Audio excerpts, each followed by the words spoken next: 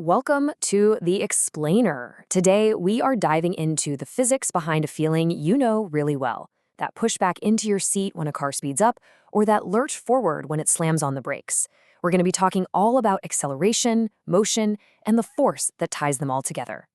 I mean, think about it. Ever been on a scooter and twisted that accelerator? You feel that immediate surge, right? You speed up. Then you ease off and you feel yourself slowing down. That feeling, that change in your speed, is exactly what we're talking about today. That's acceleration. You know, there's a reason they call that handle an accelerator. Its whole purpose in life is to change your speed, to make you go faster or to help you slow down. And in the world of physics, that change gets a special name: acceleration. So let's get the official definition on the table. Acceleration is the rate of change of velocity. Now, velocity isn't just speed, it's speed in a certain direction. The key word here, though, is rate. We don't just care that the velocity changed, we care about how quickly it changed. That's the secret sauce of acceleration. And of course, since this is physics, there's a formula for it. It looks pretty simple, but don't let that fool you. It's incredibly powerful. Acceleration, which we call A, equals your final velocity minus your starting velocity, all divided by the time it took to make that change. It's the perfect way to measure it. So let's just quickly break that down. V is your final velocity. That's how fast you are going at the end of it all. U is your initial velocity, where you started. And T is simply the time it took to go from U to V. Pretty straightforward, right? And here is a super important tip for any exam you've got coming up. The official unit for acceleration is meters per second squared. You have got to remember that little squared at the end. It's what makes it different from just plain old velocity. Okay, so we know what it is, but here's the thing. Acceleration isn't always about hitting the gas. There are actually 3 different types, and I guarantee you've experienced every single one of them, probably just today. First up, you've got positive acceleration. That's the easy one. Your velocity is going up, you're speeding up. Then there's negative acceleration. You might have heard it called deceleration. That's when you're slowing down. And finally, the one that trips people up, zero acceleration. This does not mean you're stopped. It just means your velocity isn't changing. You're just cruising along at a perfectly steady speed. So how can we actually see all this motion? Well, physicists love to tell a story with graphs. A simple distance-time graph can show us exactly what an object's been up to, without us ever having to lay eyes on it. And these graphs can tell 2 very different stories. On the left, we have uniform motion. This is when something covers the same amount of distance in the same amount of time, over and over. The big clue?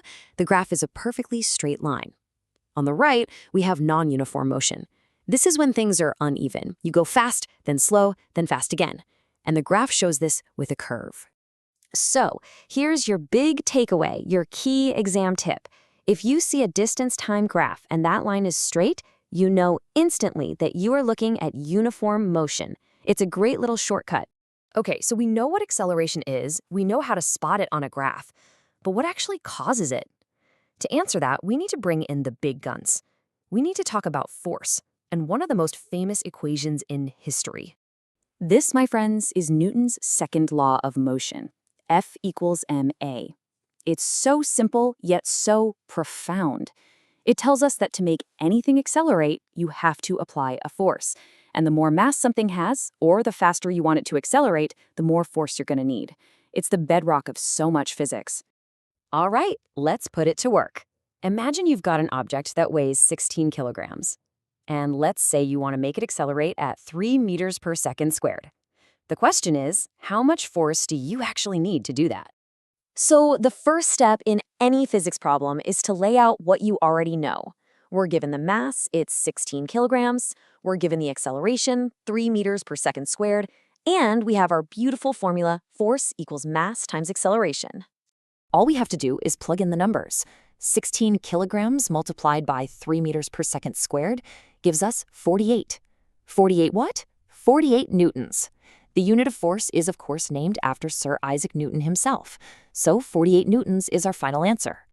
Now, S equals ma is an absolute legend, but it's not working alone. It's part of a bigger family of equations. Think of these as your complete toolkit for solving basically any problem that involves constant acceleration. And here they are, the 3 main equations of motion. They connect everything we've talked about: final velocity v, initial velocity u, acceleration A, and time t. And you'll see a new letter in there, S, which stands for displacement, basically how far you are from where you started.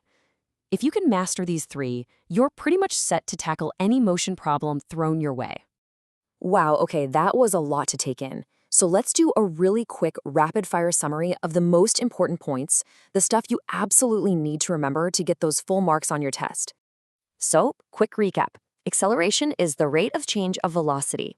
Its formula is a equals v minus u divided by t. What causes acceleration? Force does, and its formula is F equals ma.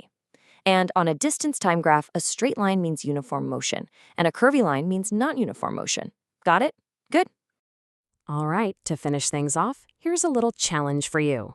We know that 48 newtons of force made our 16-kilogram object accelerate at 3 meters per second squared. But what happens if we apply that exact same force to a much heavier object, say 24 kilograms? Is its acceleration going to be higher, lower, or the same? Use F equals ma and see what you find out. Thanks for joining me.